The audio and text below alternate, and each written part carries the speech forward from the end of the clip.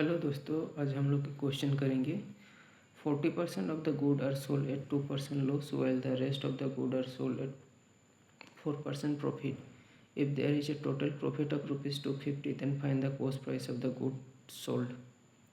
तो दिया गया है कि 40% का गुड्स जो है हम लोगों ने 2% प्रॉफिट में बेचा है और 60% जो गुड्स है उसको हम लोग 4% का प्रॉफिट में बेचा है.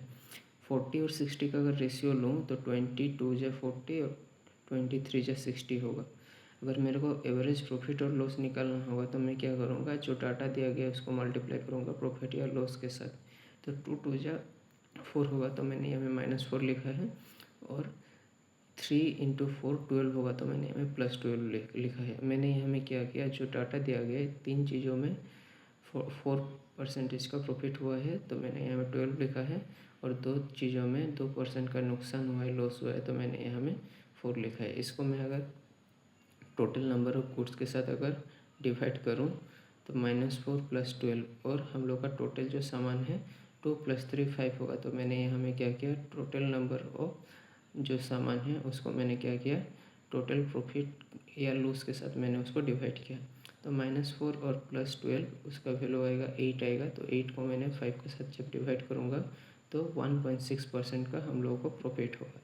यहाँ में दिया गया है कि if there is a total profit of ₹250, अगर हम लोगों को अगर सब टोटल जो सब चीज़ बेचने का बाद जो टोटल प्रॉफिट है वो 250 दिया गया है.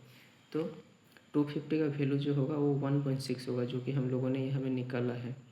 तो 1.6 का वैल्यू जो होगा वो 250 होगा. और क्वेश्चन में पूछा गया है कि then the cost price of good sold.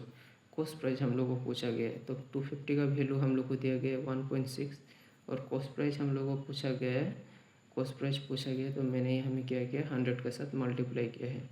तो इसको अगर मैं ये डेसिमल को अगर हटाऊँ तो यहाँ में और एक 0 ऐड होगा. इसको अगर मैं कैंसिल करूँ तो लगभग ये इसका जो वैल्यू आएगा 15,625 आएगा.